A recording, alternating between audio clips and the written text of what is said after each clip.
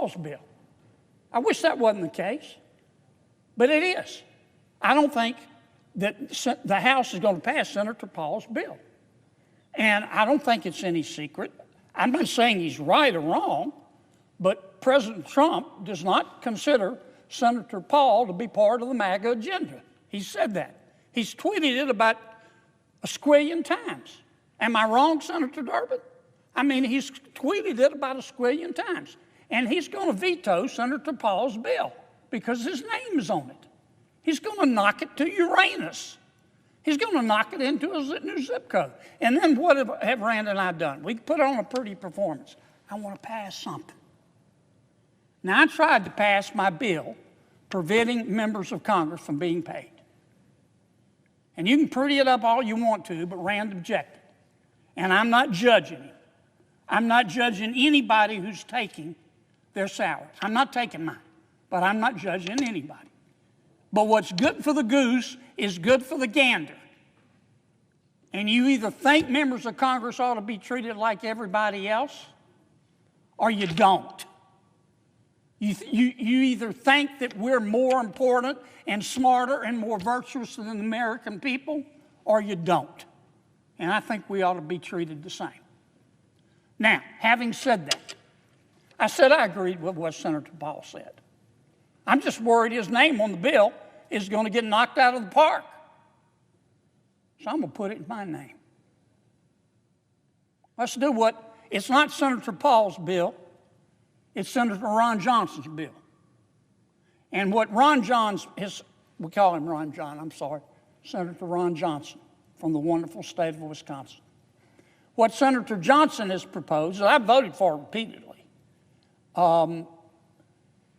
says, look, if you're deemed an essential employee right now, you're working, but you're not being paid. Senator Johnson's bill says, we're going to pay you. I voted for that. It also says if you're furloughed, if you're deemed to be non-essential, then you're not working, but you will get paid once we come out of this shutdown. Does that make sense? That's what Senator Ron Johnson has proposed. And as I told my good friend Senator Paul, I agree with him. Senator Paul's name is on that bill. It's going to be vetoed 6 ways to Sunday. I'm going to try to put my name on the bill. Maybe it'll get passed, maybe it won't, but I think I have a better chance than Senator Paul. That's just my personal opinion. It's not meant to be personal. So, for that reason, Mr. President, I'll try the third way. It's not my preferred way, but we got to get out of this mess. I ask unanimous consent that the Senate proceed to the immediate consideration of calendar number 191 S302, which, as I've indicated, Mr. President, I think we've got a chance to pass the House with it, and I really don't think President Trump will veto it if I explain to him it's Senator Ron Johnson's bill. And I further ask that the bill be considered read a third time and passed, and that the motion to reconsider be considered made and laid upon the table. Is there an objection? Mr. President. Chair recognizes the senator from Washington. Thank you, Mr. President. Reserving the right to object, let me just say this. We should make sure that every federal worker gets the paycheck that they are owed. And the right way to do that is for Republicans to finally join us and get serious about passing a bipartisan CR so we do reopen the government and prevent health care costs from exploding. Instead, the bill that the senator from Louisiana is asking for unanimous consent for actually lets Donald Trump and Russ Vought decide who they want to pay during a shutdown, and that will allow them to stiff everyone else. President Trump has said he will only pay the people he wants to. He literally said, and I quote, "We're going to take care of our people. There are some people who really don't deserve to be taken care of, and we'll take care of them in a different way," unquote. This bill would actually let Trump do exactly that. Mr. President, we should make sure all of our workers get paid, not just the workers Trump likes. So the best way to do that is for, of course, Republicans to sit down with us as Democrats, work out a solution to reopen the government. If instead you do as the senator from Louisiana suggests here, then at a minimum, it should cover all employees. And that proposal is out on the table with Senator Van Hollen and Senator Peters. Thank you, Mr. President. For that reason, I object. Objection is heard. Chair recognizes the senator from Louisiana. Mr. President, look, I get it. You know, this is why we're in a shutdown. I just proposed a bill, was my third choice, but it's better than nothing, to say everybody gets paid. And my good friend from Washington State objected. I don't know what else to do. I voted 14 times to open up government. I can't change the election. President Trump was duly elected President of the United States. He was, in a free election. And the American people spoke. And some of my colleagues are upset about that. In fact, they hate the president so much, they've shut down government. They hate him so much that if President Trump came out in favor of breathing to live, they would hold their breath. It's not rational.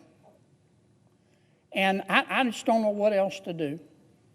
All I can tell my Democratic friends is, look, reasonable people disagree, and I get it. But you're just being too emotional. You need to go drink a big, old, cold, tall glass of get over it and realize that President Trump is the President of the United States. Don't shut government down because of it. Mr. President, you've been really patient. And even though the parliamentarian tried to get you to dodge my questions, you answered them straight up, and I really appreciate it. With that, I yield. No, I suggest the absence of a quorum. Clerk will call the roll.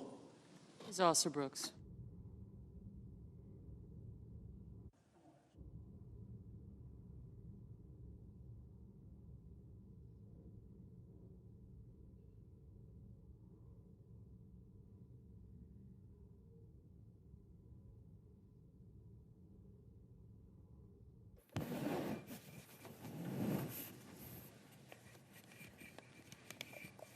I tell you, the stupid didn't hear, Darlene.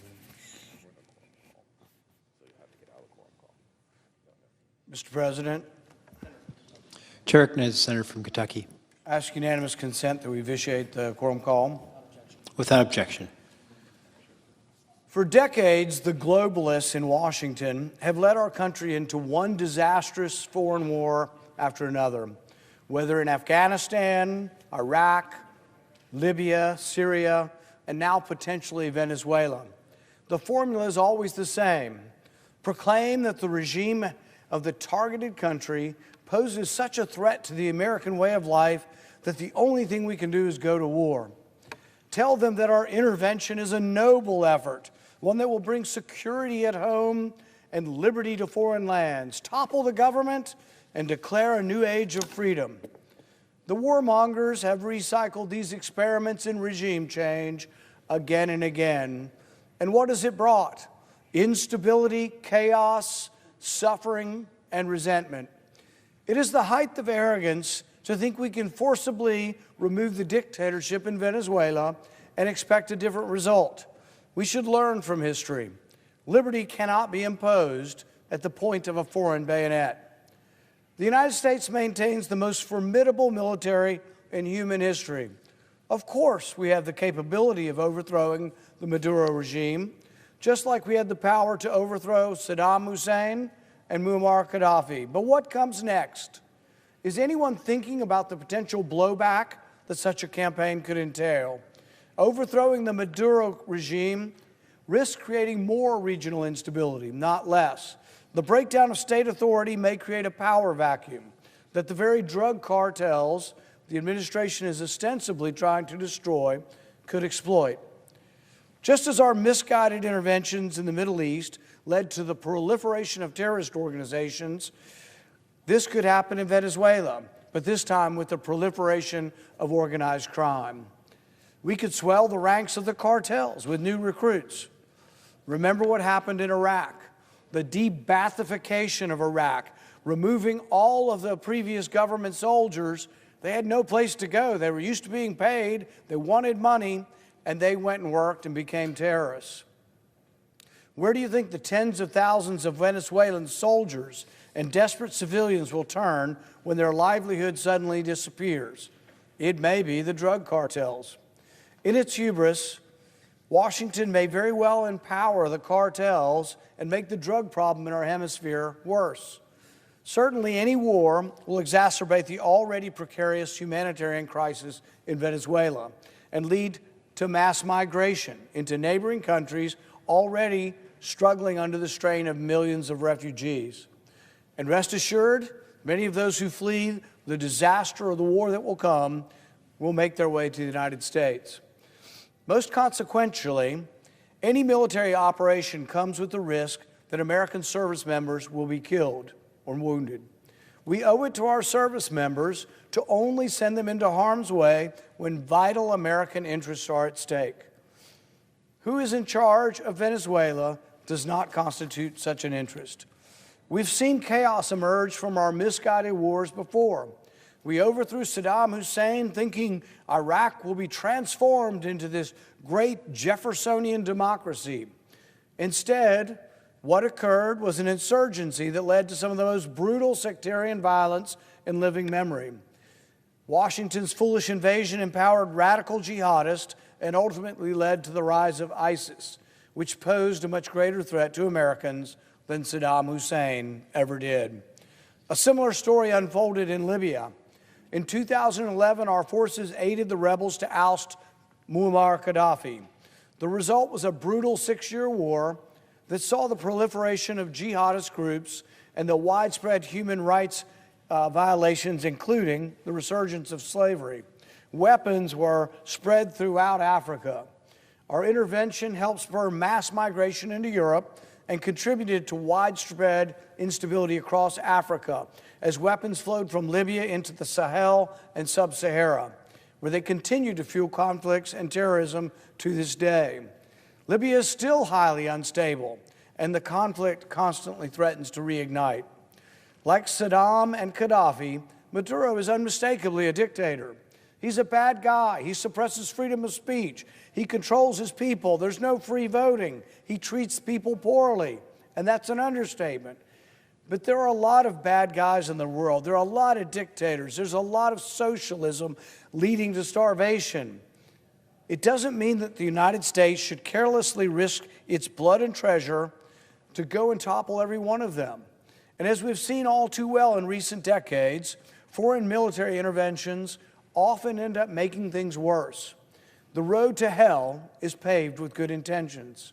Imagine the anarchy that followed our wars in the Middle East. Do we really want to risk creating similar conditions in our own backyard? With over 10,000 U.S. troops, 8 warships, a Virginia-class submarine, and dozens of F-35s already in the Caribbean, the USS Gerald Ford Strike Group surging towards the region, the stage for folly is set. We are told that only drug dealers are the target of U.S. operations, but the consolidation of the largest U.S. force in the Caribbean in 35 years suggests that regime change may very well be the intended goal. The use of lethal force in our massive military buildup is an invitation to retaliation. Attacked countries often attack back. It is our soldiers in the field of battle, not the senators on this floor, that will bear the brunt of the retaliation. By then, the time for debate will have passed. The Senate will have once again excused itself from the responsibility of governing, and the United States will once again be at war. Those who argue that small boats in the Caribbean are so dangerous that they weren't being blown out of the water must explain why, when some of the individuals happen to survive, they are not detained. The drugs are not scooped up and tested. The survivors are simply sent back to their country of origin. Wouldn't we ask who they work for? Wouldn't we detain them? Wouldn't we present evidence to a court and say what should be done with these survivors? We summarily shoot them when we don't know who they are, but once we pick them up, we don't summarily kill them. We don't even try them. The United States has now repatriated 2 of these survivors to Colombia and Ecuador. If, as we are told, these groups constitute our threat to our security equal to al-Qaeda, that they are somehow narco-terrorists, then why are we allowing these individuals to go home? The truth is that these arguments are nonsensical. Drug traffickers aren't equivalent to al-Qaeda, and the executive branch does not have the authority to kill at will anyone, anywhere, at any time, for any reason. Repatriating survivors of the strikes suggests that the administration's lawyers are not so confident that their arguments about Article II authority will survive legal scrutiny. Or perhaps they're not confident that they can even bring drug convictions in a court. In addition to the strategic malpractice of pursuing regime change in Venezuela, there is also the inconvenient fact that the president simply does not have the authority to unilaterally launch wars. The founders had the foresight to recognize that the executive branch is the branch most prone to war, and they therefore made it clear in the Constitution that Congress maintains the exclusive power to declare war. Part of President Trump's broad appeal was his strong contempt for the neocons on the right and the liberal internationalists on the left who never met a war they didn't want someone else's children to fight. He rightfully criticized those in Washington who supported nation-building fantasies throughout the Middle East, yet now certain individuals within the administration seek to lead the president astray. I would advise President Trump to remember the wise words of his inaugural address, when President Trump said, "We will measure our success by the wars we never get into." President Trump, do not allow the warmongers in Washington to drag you into an unnecessary war of choice. Washington has spent decades, trillions of dollars, thousands of lives, trying to remake other countries in our image. The American people are sick and tired of their elected representatives in Congress standing idly by and saying, "Nothing to see here. The president can do whatever he wants," while their sons and daughters are sent to fight wars in distant lands. As the administration authorizes covert CIA action in Venezuela and surges U.S. forces in the region, including our most advanced aircraft carrier, the risk of imminent involvement in hostilities is evident. It is time that the first branch of government puts America first. The majority party of this institution should stand by the principles of restraint as espoused by President Trump's promise to the American people. Honor and statesmanship should prevent the Senate from sitting idly by while elements within this administration blunder America into another foreign war. The American soldiers, their families, and the American people deserve a debate and a vote before we send our armed forces into war. If you agree that our soldiers and their families deserve at least this much, vote yes on this resolution. Thank you. Mr. President. Chair recognizes the senator from Illinois. Mr. President, I want to thank Senator Kane for Senate Joint Resolution 90 and ask unanimous consent to be added as a co-sponsor. Without objection. We are here debating a central constitutional precept, and I'm glad we are. Throughout my career in the House and Senate, I've tried to be consistent on this issue and respect the Constitution and its wisdom. I'm going to say 6 words I very rarely, if ever, have said in my entire career in Congress. I agree with Senator Rand Paul. I believe what he has said on the floor today is, in fact, the way I feel about what this section of the Constitution means. In one of the previous debates with the War Powers Resolution, War Powers Act being debated on the floor, Senator Kane reminded us of that historic moment when the Founding Fathers decided to write this Constitution, which we all sworn to uphold and defend. And leading that Constitutional Convention, of course, was the greatest general then and still in the history of the United States, George Washington. Despite the fact that he was in the room and leading the conversation about what Constitution would govern this country, Article 1, Section 8 put in a provision and basically said, when it comes to a future war, even if you're president, General Washington, the Congress will have the power to decide whether we go to war. Senator Kane made that point in an earlier debate, and I thought it was well worth repeating. Let me say a word about Venezuela.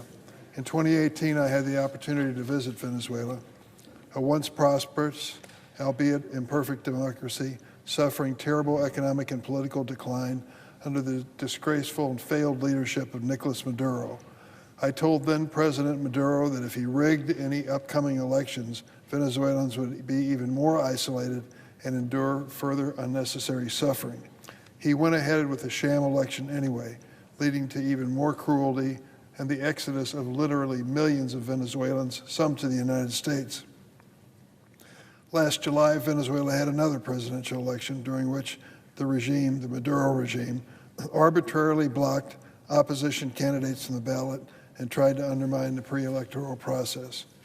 Nonetheless, more than 10 million Venezuelans showed up to vote, and results meticulously documented by credible election monitors showed a sweeping victory for opposition candidate Edmundo Gonzalez. Maduro and his criminal enablers again refused to respect the rules and shamelessly refused to swear in legitimately chosen President Gonzalez. So let me make it clear. Nicolas Maduro is an illegitimate leader guilty of turning Venezuela into a failed state, one that has caused terrible suffering and misery for the people who live there. This is not the question at hand. As I have long said, it is long overdue that the result of last year's elections be respected in Venezuela. But let me be clear on a position I've also held for a long time, regardless of who has been in the White House. Only Congress under the Constitution has the power to declare war. Article 1, Section 8 is clear on this issue, and for good reason. Only the people's elected representatives should have the awesome power to send our sons and daughters into armed conflict. I remember thinking about this in personal terms during the era of the Vietnam War when I was a college student, thinking about the fact that there had not been any formal declaration of war in Vietnam, and yet over 40,000 of my brothers and sisters gave their lives in that conflict. Our founding fathers were wise in this regard and well aware of human history, in which kings and unelected leaders sent their people into war for personal gain without any public consent. Congress overwhelmingly reaffirmed this key constitutional provision when it passed the War Powers Act in 1973 over the veto of then-President Richard Nixon. Under the law, the President has the authority to approve military attacks as a response to an imminent threat or with the expressed authorization of Congress. I do not believe these conditions have been met in this situation. We in Congress have already ceded too much of our constitutional authority on appropriations and other key items to the President. This body must not do so regarding matters of war. Mr. President, I think about the idea of a war breaking out between the United States and Venezuela. Certainly picking up boats, unarmed boats in the ocean is an easy task for our great military. But let's keep in mind, we live in a world where there's asymmetric power. What am I talking about?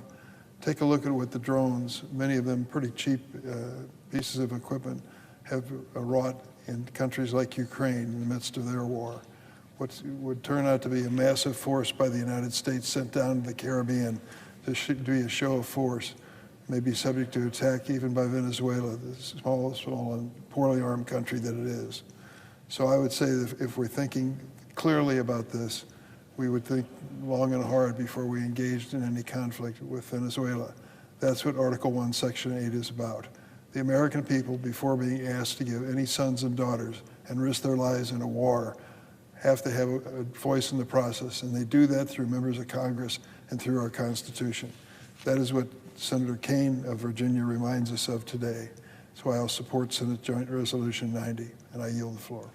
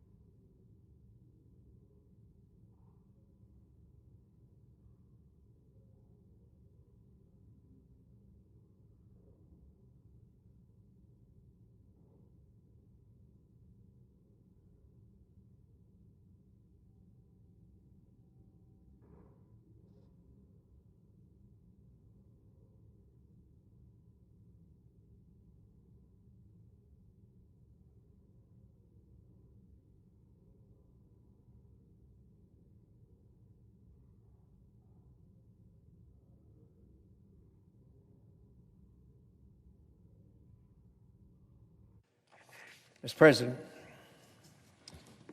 Chair recognizes the senator from Idaho. we're not in a quorum call, is that correct? That's correct. Thank you. Thank you. Mr. President, I rise today to respond to Senator Kane's Senate Joint Resolution number 90. And I would like to state clearly the administration is very much opposed to this resolution. And they have put out a policy statement as of today stating that they strongly oppose Senate Joint Resolution number 90. Without going into all the details, they say that Senate Joint Resolution 90 fails to account for the extraordinary national security threat posed by transnational violent drug trafficking cartels and narco-terrorists operating in and around the Caribbean Sea. That really says it all. And not much more needs to be said, but I do have a few comments on this. President Trump has taken decisive action to protect thousands of Americans from lethal narcotics. He's kept drugs off the streets, kept children alive, and eliminated narco-terrorists who have been profiting off of the deaths of members of our communities.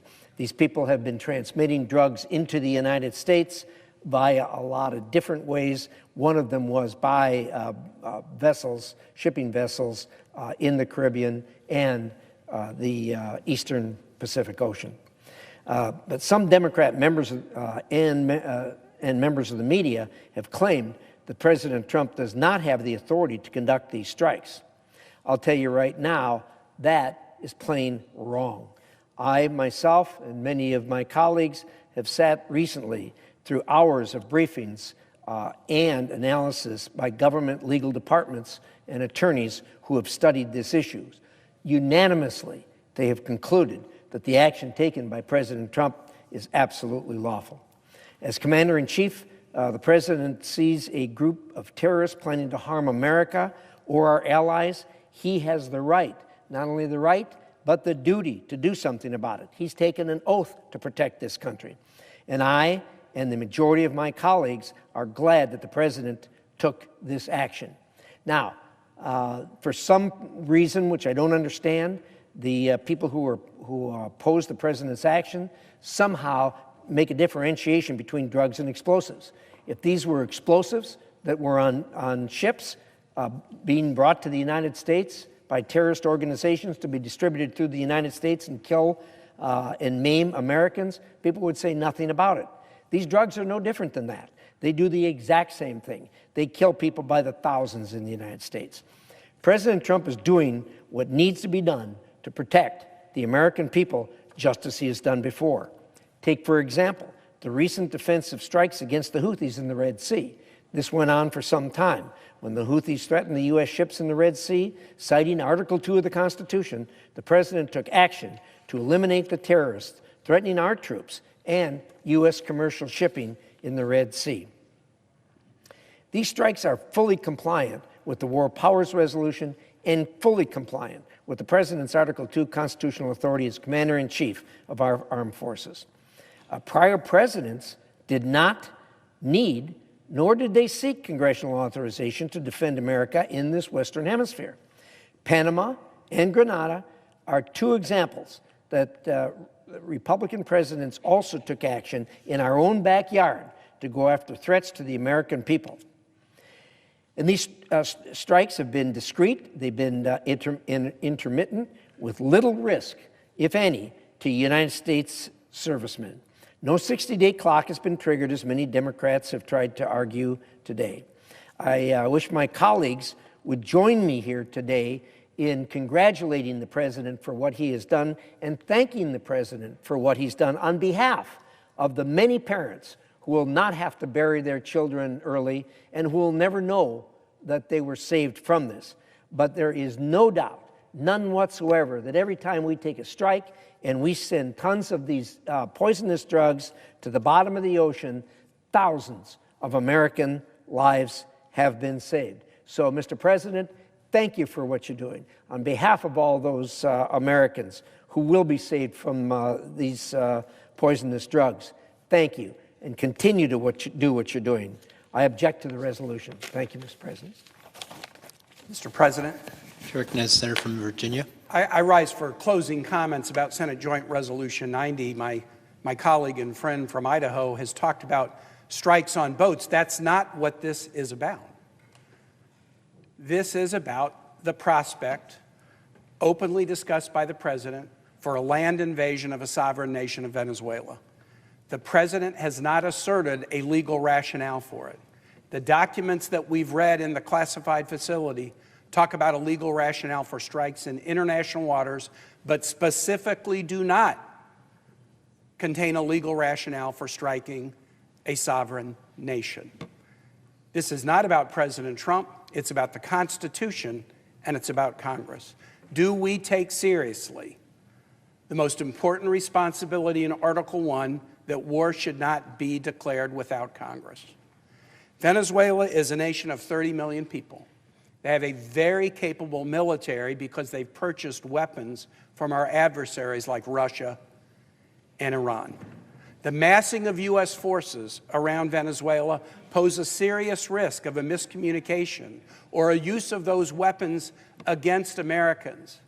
I might remind my colleagues that the United States attacked Grenada in 1983. Grenada was an island with a population of less than 100,000. 19 American soldiers died in that attack. 152 American soldiers were wounded in that attack. 24 civilians who were at a mental hospital that was bombed by accident were killed in that attack. An attack against a population poorly armed, without weapons, of 113,000 people caused 19 soldiers to lose their lives and 152 to be injured. A Venezuela of 30 million people is a completely different kind of military operation. And we would not expect it to go perfectly, because none ever go perfectly. How will you respond to an American family who loses the life of a child, or whose child is injured in the event of a war against Venezuela, when they ask you, why did you not even think it was important enough to have a debate and vote in the United States Senate? Why did you let this president, why would you let any president make that decision on his or her own without you even weighing in? I'll close with this, Mr. President. I have stood on this floor and made this same argument when the president is a Democrat. It happened often during President Obama's term, and I made the same argument against unilateral executive war when the president was a Democrat as I am now making when the president is a Republican. And I believe, as I stand here today, if these same facts were applying, strikes on boats, massing of warships, the president saying he's authorized covert action, the president saying he's looked at land targets, and that president was Joe Biden or Barack Obama, I believe I would have many Republicans voting with me on this resolution, not because they don't like President Biden or President Obama, but because they would take this responsibility, no war without Congress, that we pledge an oath to because it's in the Constitution we pledge an oath to, they would take it seriously. I urge you to take this as seriously as you would take it if the president were a Democrat. It shouldn't matter. We should not be going to war without a vote of Congress. The lives of our troops are at stake. Respect them and their families, and please vote yes on the resolution. I yield back. Chair recognizes the Minority Leader.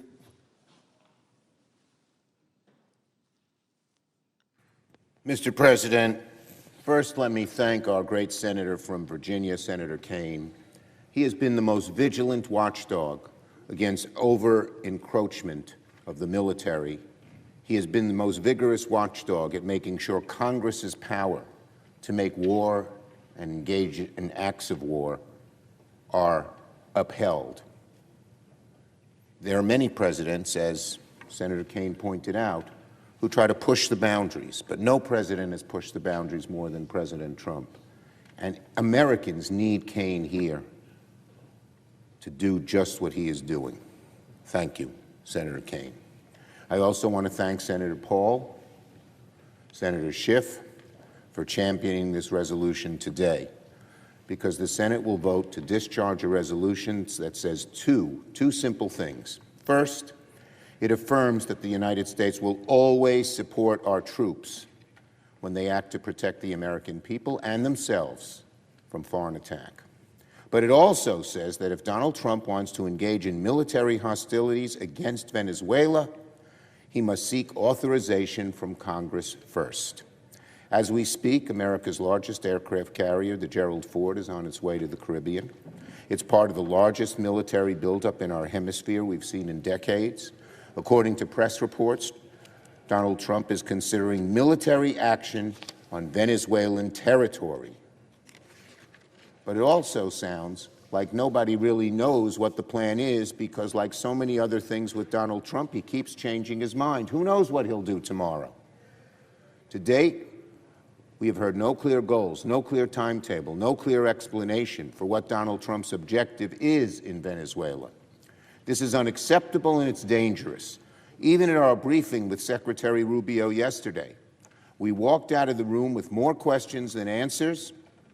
We need a clear explanation. I am demanding a full senator's briefing on this issue, Venezuela and its intervention there, at once. In the meantime, the Senate must act today to discharge this resolution. Because Donald Trump seems ready to lead our troops over the Rubicon with a blindfold over his eyes, and that is a recipe for catastrophe. Congress must assert its authority on matters of war and peace, and time is of the essence. Multiple warships have been moved from other ports of the world to be just off the coast of Venezuela, and by some estimates, 10% of the Navy's deployed assets are now in the Southern Command area of responsibility. These actions certainly do not sound like mere drug enforcement against organized criminals. Not even close. These are actions you take before you consider launching a major military operation against another country. And that authority, the Constitution is clear, must come from Congress. Nobody here denies the Maduro regime is horrific and undemocratic, and we also agree that drug traffickers and organized criminals who poison Americans ought to be tracked down and dismantled. That was why, when I was Majority Leader, Congress provided billions for counter-narcotics operations and granted sweeping authorities to combat the flow of narcotics and opioids like fentanyl. And if we must do more, we should. We should help law enforcement, intelligence operators, federal agents to dismantle criminal networks and drug smugglers. But saber-rattling and military explanation are a poor substitute for a real narcotics strategy, counter-narcotics strategy. I ask my colleagues, remember what Colin Powell used to say about military force? You break it, you own it. It's the old Pottery Barn rule. This is the danger of unilateral attacks against Venezuela. If we break it, we're going to own it. The mere thought of another endless war ought to make American people sick to their stomachs. So today, the Senate must act to uphold the Constitution, uphold our national security, and reaffirm the authority of Congress to have its proper say on matters of war and peace. I yield the floor. Just yield the floor. The question occurs on the motion to discharge. Is there a sufficient second? There appears to be. The clerk will call the roll. Ms. Also Brooks, Ms. Baldwin, Mr. Banks, Mr. Barrasso.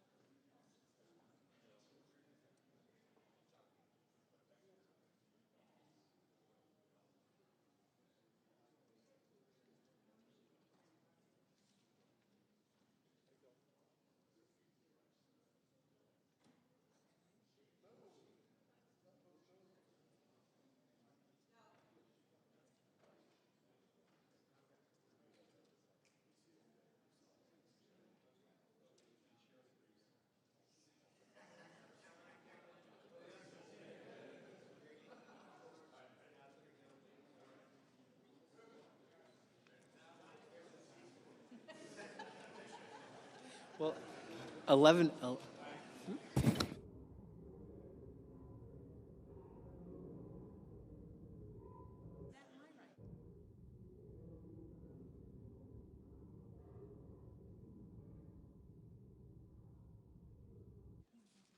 Mr. Bennett. Mrs. Blackburn. Mr. Blumenthal.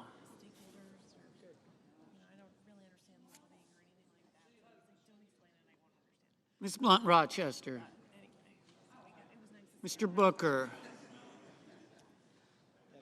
Mr. Bozeman. Mrs. Brett.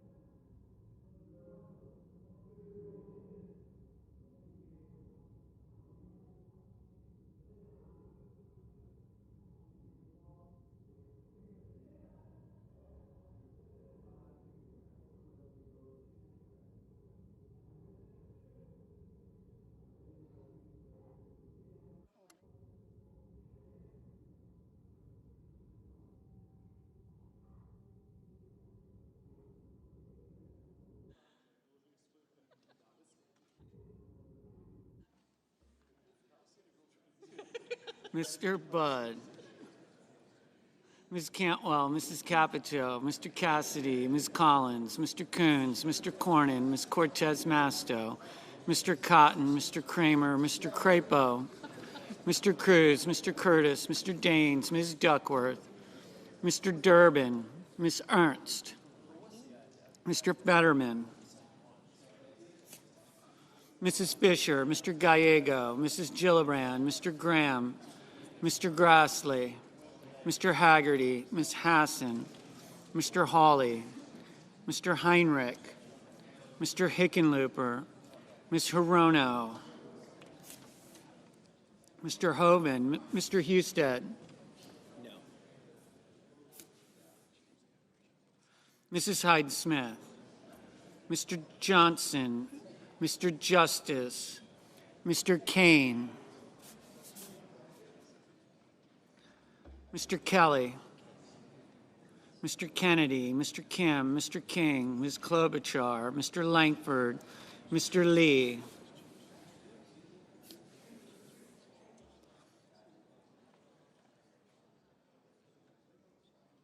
Mr. Lujan,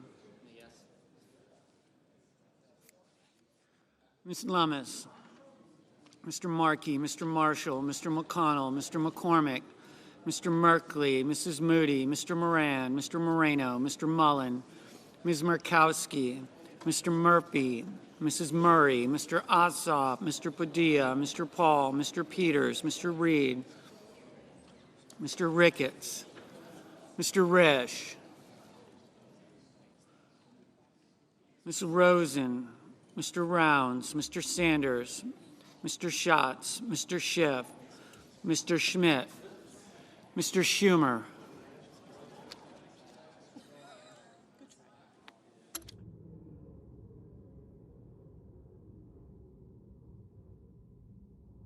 Mr. Scott of Florida,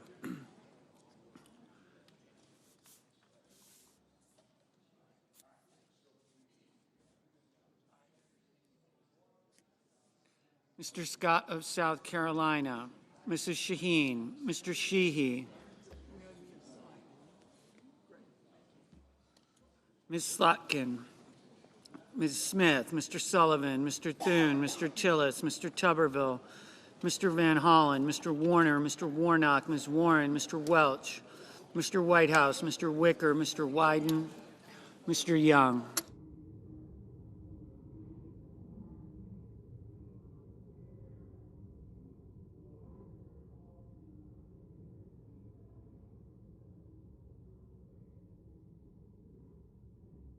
Senators voting in the affirmative: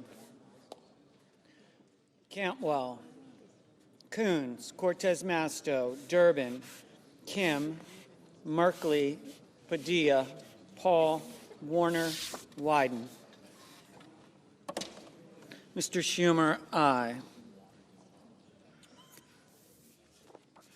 Senators voting in the negative: Barrasso, Capito, Cornyn, Cotton, Kramer, Curtis, Daines, Fisher, Haggerty, Hawley, Husted, Hyde-Smith, Kennedy, Langford, Lee, McCormick, Moran, Moreno, Mullen, Ricketts, Scott of South Carolina, Sheehy, Tillis.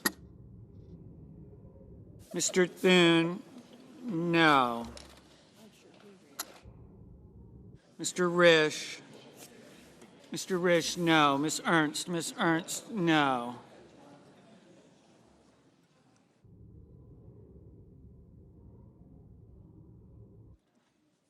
Mr. Gallego, aye. Mr. Markey, aye.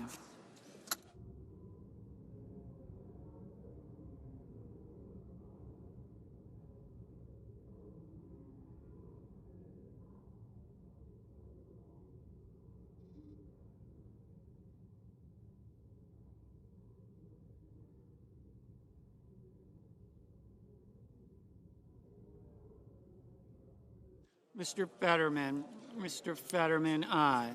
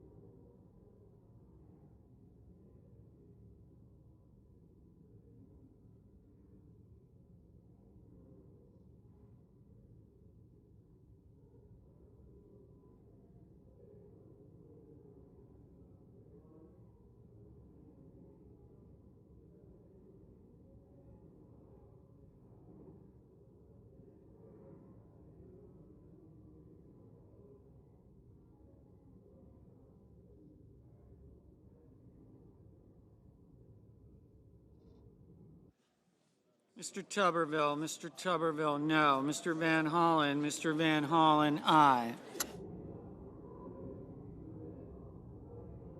Mr. Rounds, no.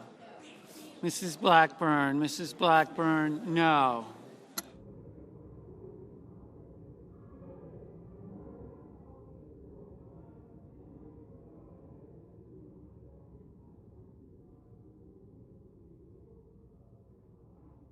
Mr. Bennett, aye.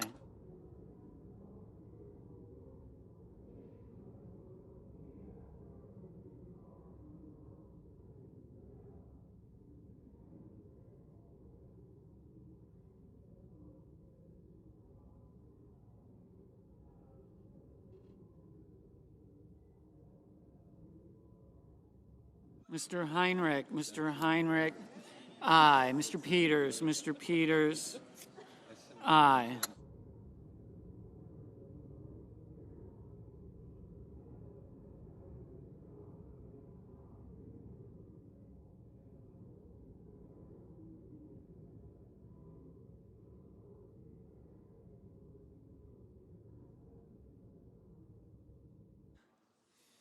Ms.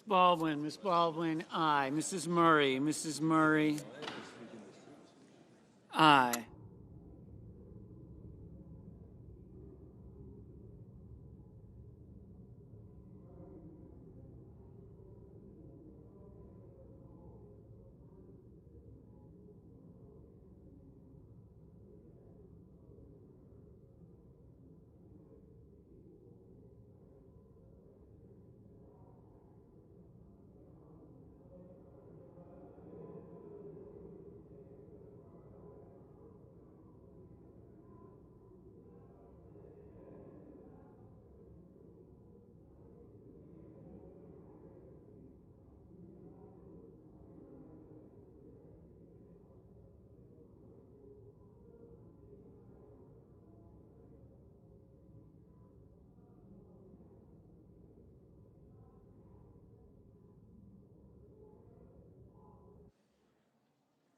Ms. Slotkin, aye. Mr. Grassley, no.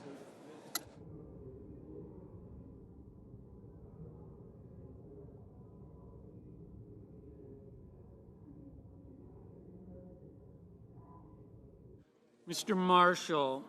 Marshall, no.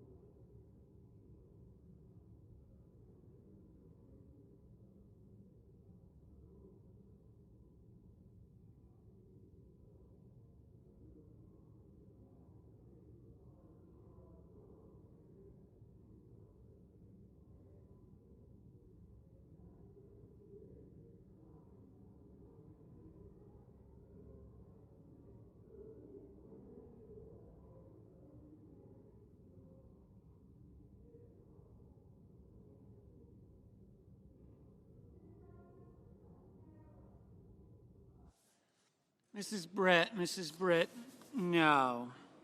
Mr. Reed, aye.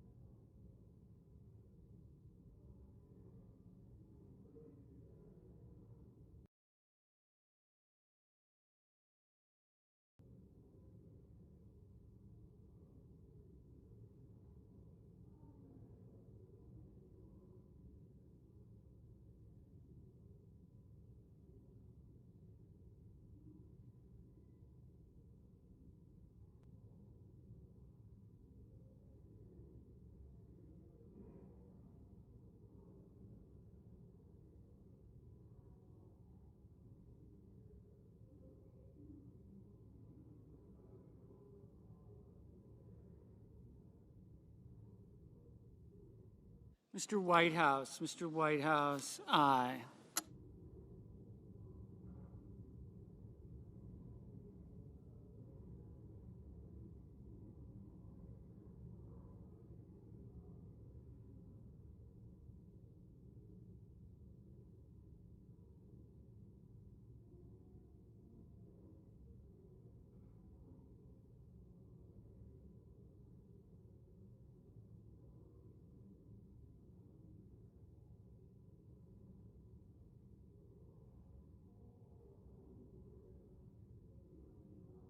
Ms. Also Brooks. Ms. Also Brooks, aye.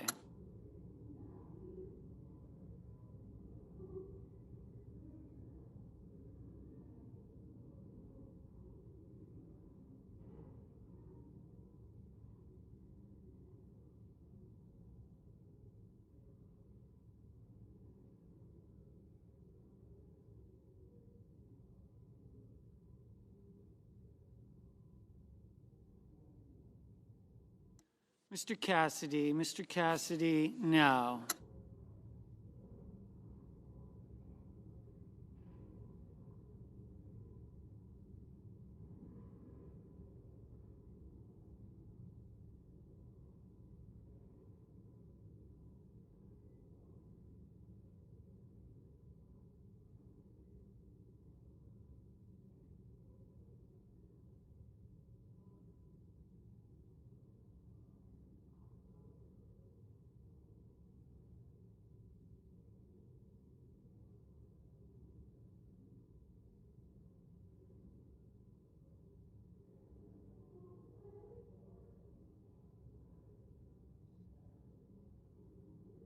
Mr. Schiff. Mr. Schiff, aye. Ms. Hirono. Ms. Hirono, aye. Mr. Graham. Mr. Graham, no.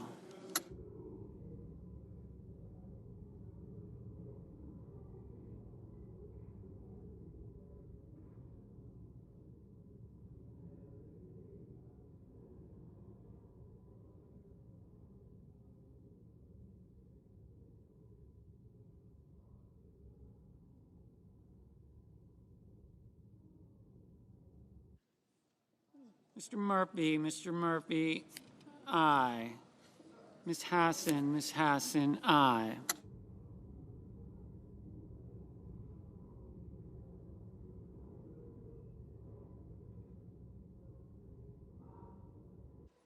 Mr. Schatz. Mr. Schatz, aye.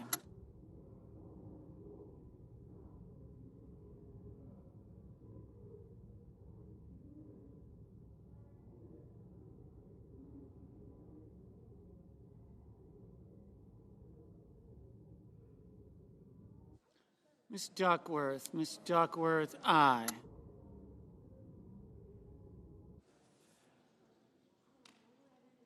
Mr. Scott. Mr. Scott of Florida, no.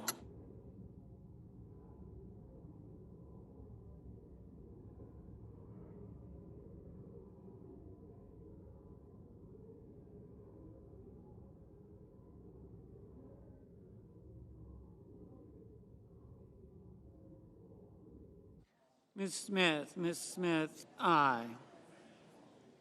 Mr. Hickenlooper. Mr. Hickenlooper, aye. Mr. Crapo. Mr. Crapo, no. Mr. Banks. Mr. Banks, no.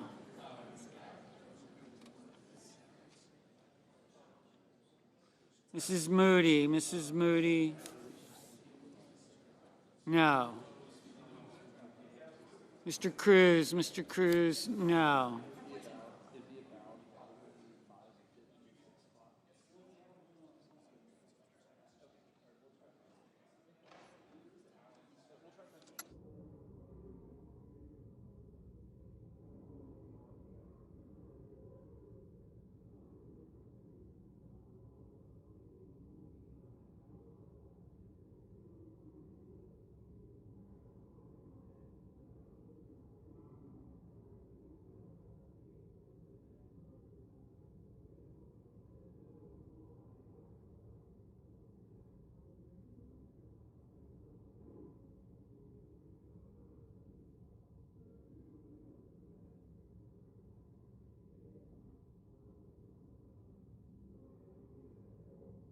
Mr. McConnell. Mr. McConnell, aye.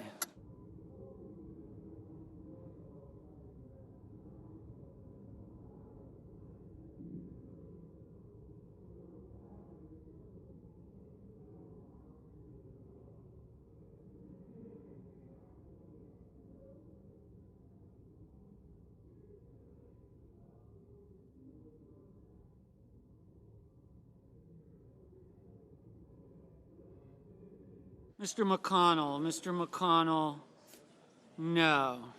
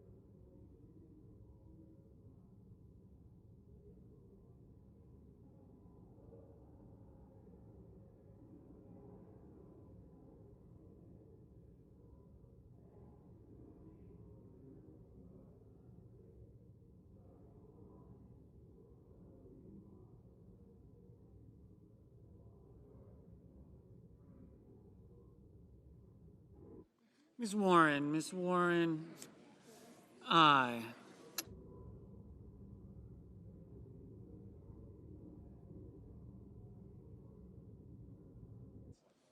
Mr. Johnson, no.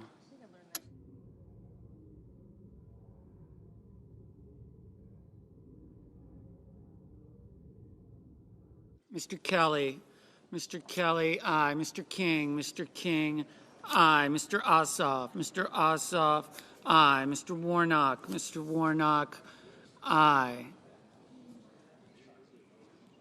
Mrs. Shaheen, aye.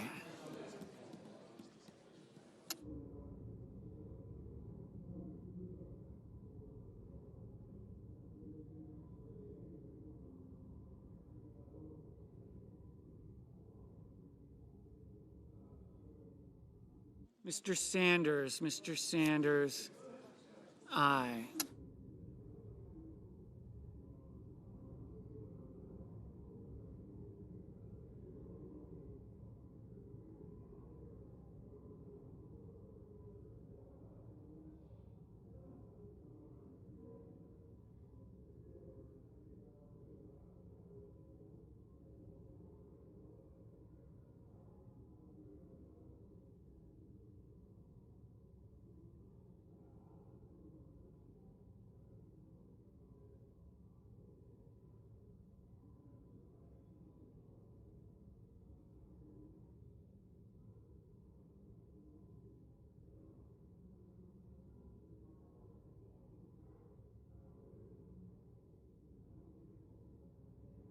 Mr. Justice, no.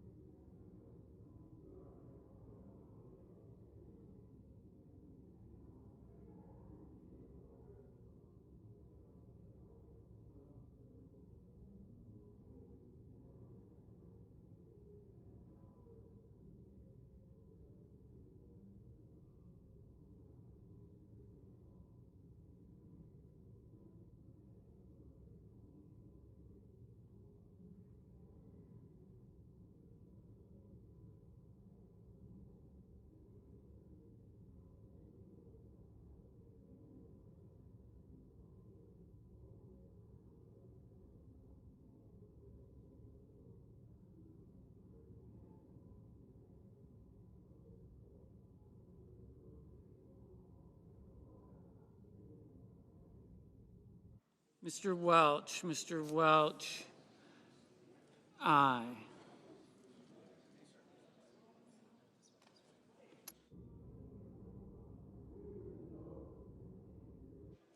Mr. Hoven, no. Mr. Wicker, no.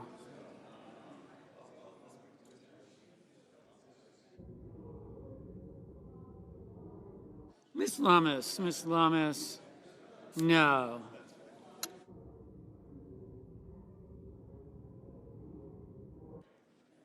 Mr. Lujan, Mr. Lujan, aye.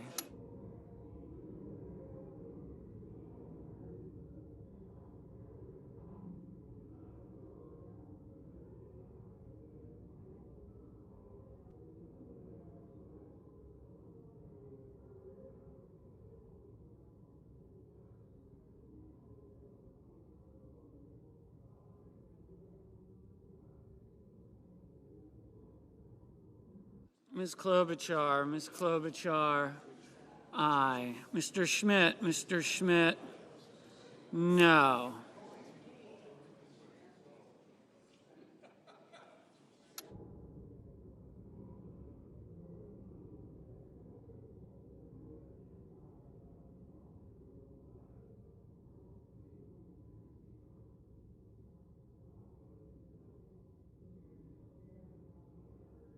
Mr. Kane, aye.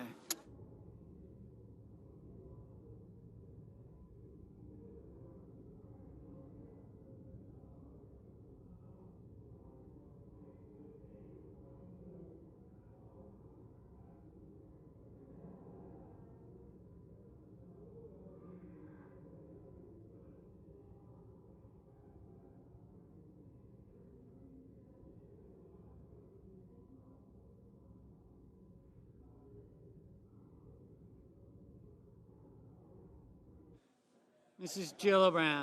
Gillibrand, aye.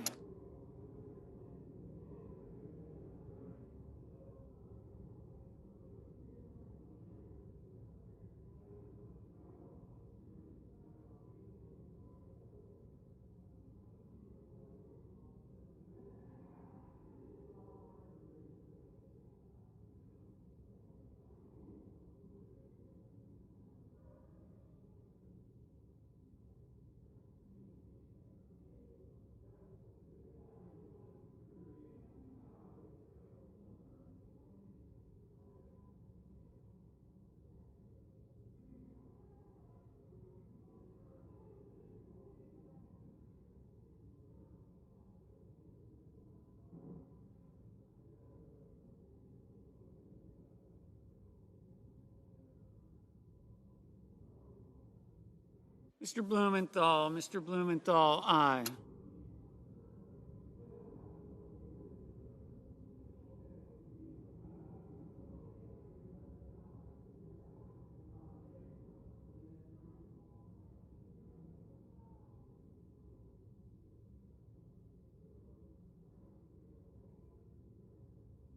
Mr. Bozeman, no.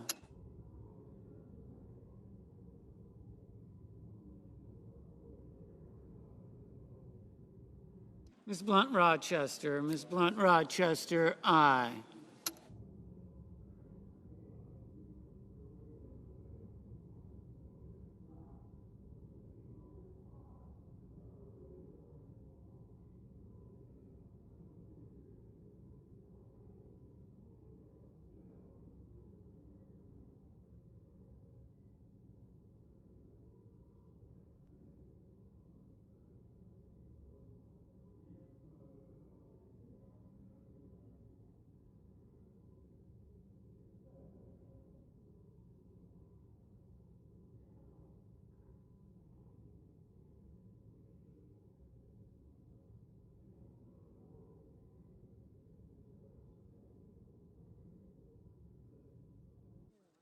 Mr.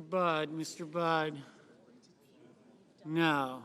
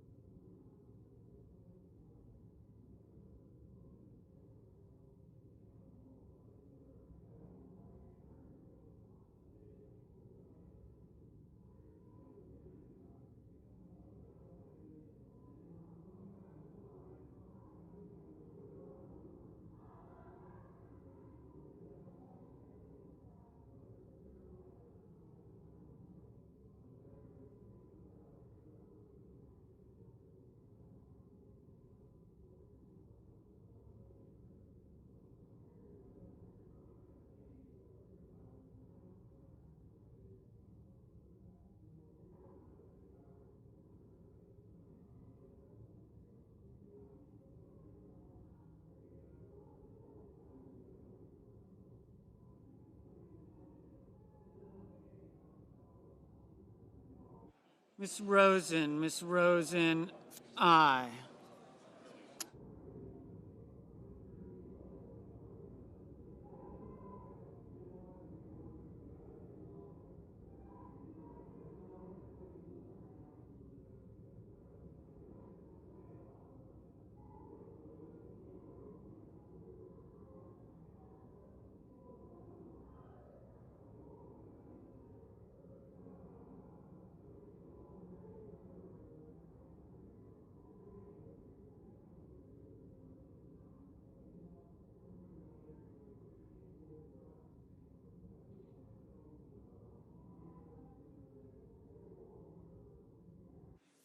Mr. Booker, aye.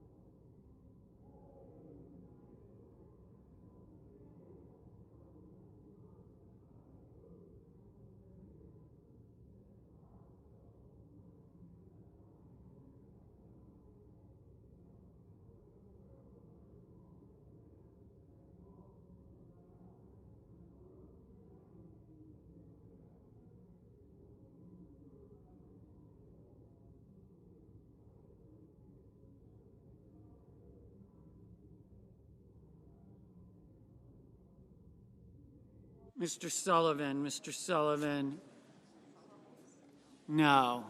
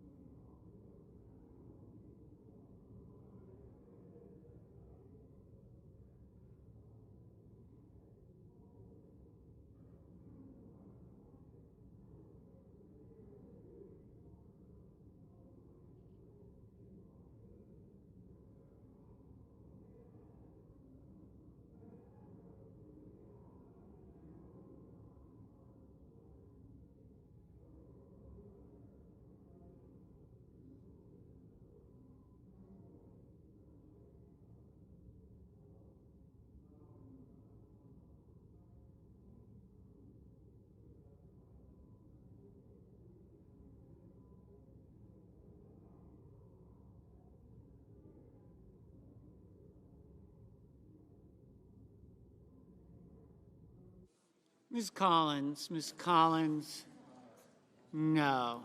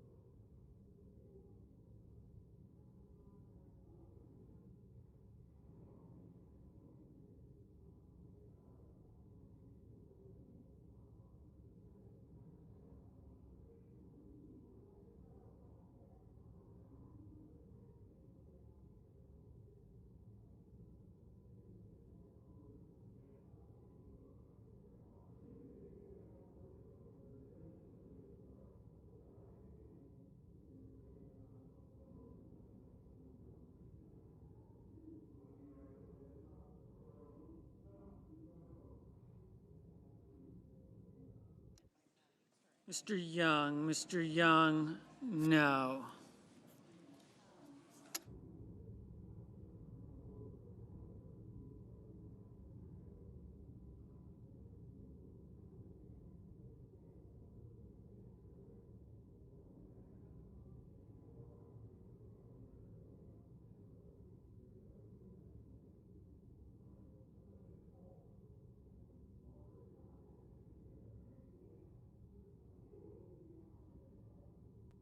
Ms. Murkowski, aye.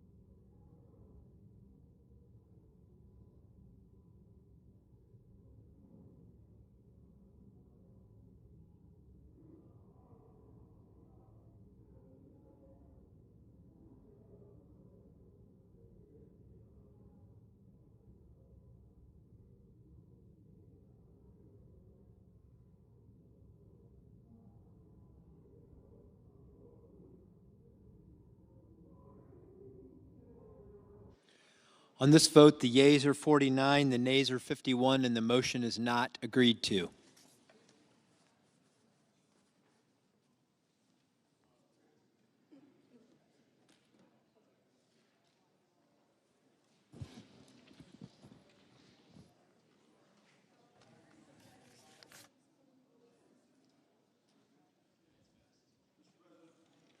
Chair recognizes the Majority Whip. Mr. President, I ask unanimous consent the Senate be in a period of morning business with senators permitted to speak therein for up to 10 minutes each. Without objection. Mr. President, I have 5 requests for committees to meet during today's session of the Senate. They have the approval of the majority and minority leaders.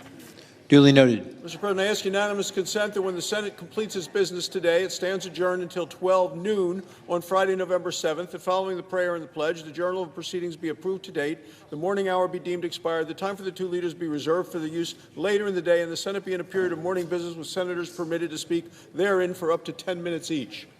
Without objection. Mr. President, if there's no further business to come before the Senate, I ask that it stand adjourned until the previous order. Senate stands adjourned until noon tomorrow.